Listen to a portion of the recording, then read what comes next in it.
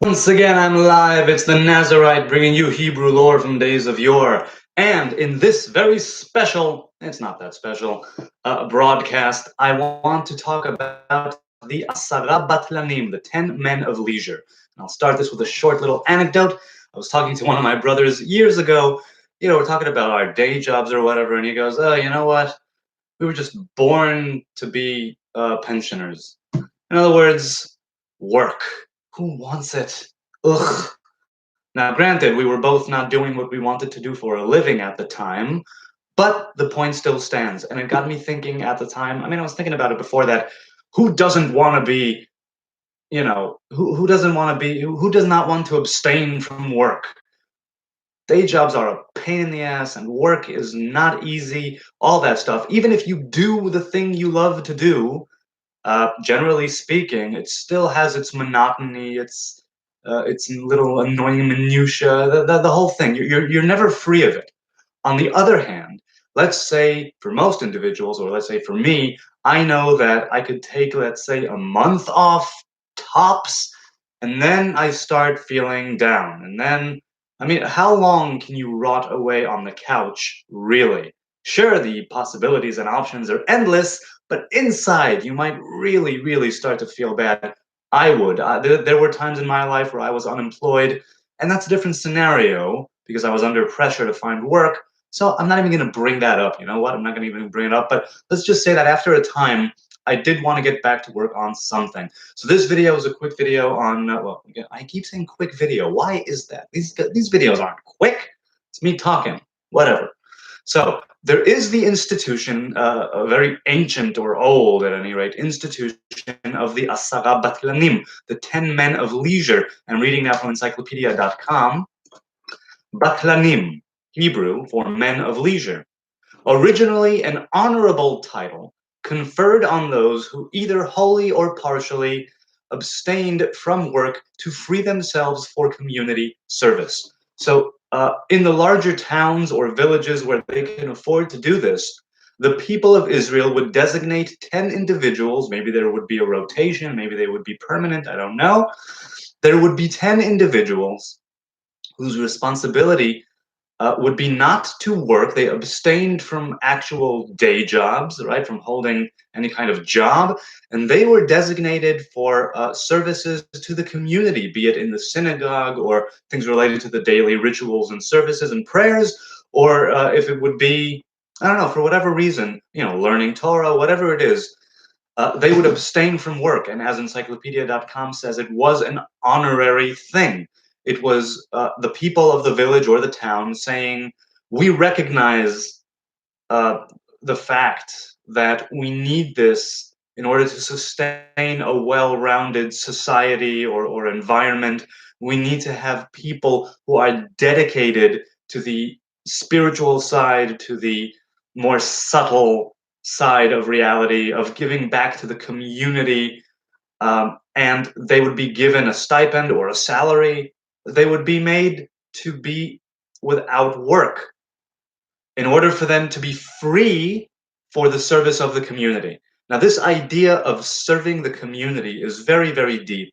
The whole idea behind uh, not wanting to work is a lot of ego. When it comes to me, I mean, in the past where I would say, oh, I don't want my job, I don't want to work, who needs it?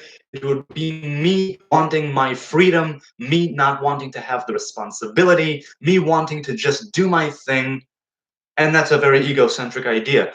The Asarah Batlanim, the whole point is that it's not free of responsibility, you're not free of obligation, you're not free of service, you're not free of anything of the sort. Quite the contrary, and the opposite is true. You are the go-to guy because you don't have the responsibility of a day job, you have the responsibility of serving the community.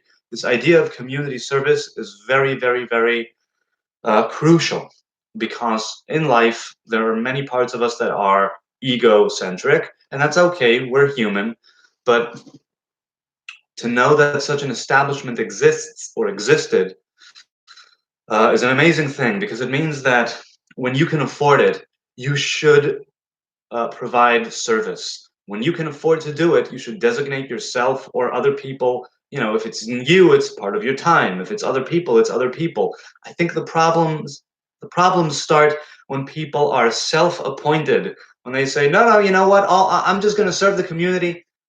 I'm not gonna I'm not gonna work. I'm going to siphon the community's resources. I'm going to use them. I'm not going to work, and I'm going to do it sporadically, the service to the community when I feel like it, whatever. Some people might be thinking that that's a valid way to exist.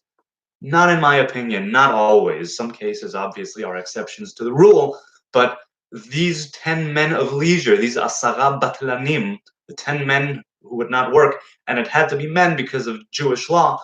I suppose it could just as well be women if you're talking about community service in a larger scale, in a larger scope of things.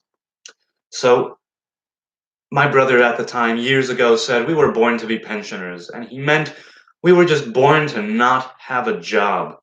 And that's true. Some of us were really born to not have a job, or rather, not in the classic way of thinking of a day job. We were some of us were born to serve others, and it's not a cop out.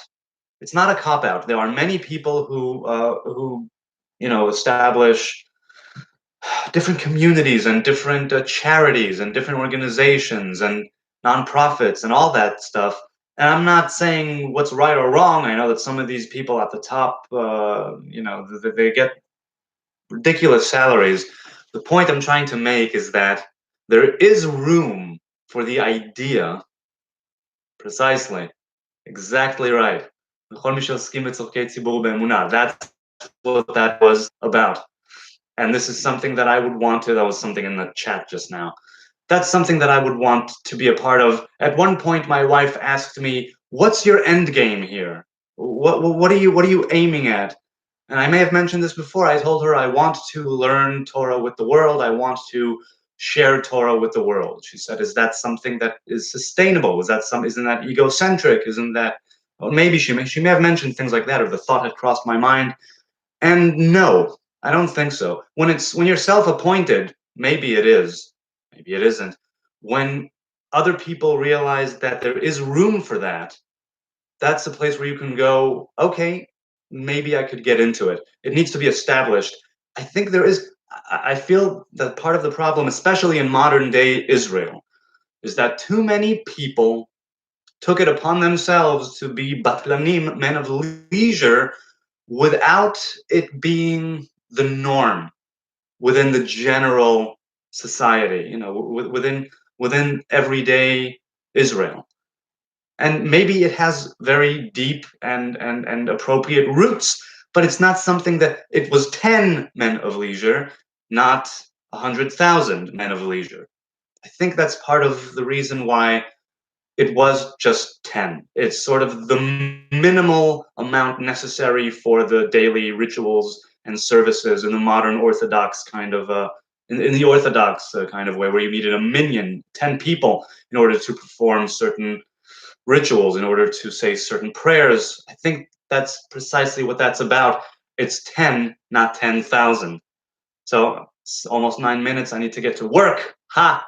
Ironic. So I'm going to wrap this up and just say that this is something I would want for myself. One of my aspirations is to be of service. And I don't mean that in an egocentric, holier than thou, I know more than you kind of way. I mean that because so far in life, even in my writing job and career, I haven't precisely found my calling. Not really. And I feel part of my calling has to do with the community. But it's not up to me to offer myself. It's something that would have to be established first as something that I can get into. And maybe this is part of why I'm doing this. I'm not sure. So to be a man of leisure, it's just a name. It's actually not leisure. It's responsibilities and it's obligations. I'd like to be the kind of man who would be able to take that upon himself, not because I'm too lazy to work, not because I'm not interested in putting in the effort and going through the manual and physical labor of it, but because it would be a time when I actually found my calling. And there is actually a prayer that we say on the Sabbath. I haven't said it in many years, but for many years I did, where all of those people who serve the community in righteousness and in good faith, the Holy One, blessed be He, will be the one who will repay them. So there is the idea of doing it simply for the sake of service, of service to the community that you're a part of, and not to get a stipend or a salary. But were it to transpire that I would be able to do this for all intents and purposes, to do this, to be me, and still get paid for it somehow, that would be an amazing thing. And one of the things that I read recently in the book Crushing It by Gary Vaynerchuk is he says some people have established a personal brand which is so strong and to such a great degree that they are sought after that they can afford to just be themselves and get paid for it. Isn't that really the dream? It's not about service or work, one or the other. It's about being who you are and getting paid for it. And it's about finding out that your calling has to do with a larger thing, service to the community. And I think it was that same brother who was at the time when he was touring around the East for a few months, and he said, I don't remember which country it was, where on the walls of the schools or a particular school, it said, "Go, come to learn, go to serve." It's as if you invest a certain amount of time in educating yourself in order to be of service to the community later on. That's a very deep thought. It's a very deep idea. It sounds simplistic, but it's something that I think has a lot of merit. And again, not in an egocentric kind of way, in a way that's really geared towards helping others. And you could wonder, well, who are you to help others? No, that's precisely right. You educate yourself in a certain niche or in a certain way, and then you go out and you manifest it in the world in a way that's not just good for you, because that would be run of the mill, I suppose. We all want things that are good for us, but it would have to be it's about again giving back to the community. That's something I'm interested in. I suppose beggars can't be choosers. I'd rather it be through this, but if I were faced with other ways of giving back, in a way that I could afford, that fit in again with my ego, I suppose I would want to do that too. So thank you to the two people who joined me. I think it's the first time that more than one person has seen this live. So thank you, and I will see you on another video. Let's have a good one.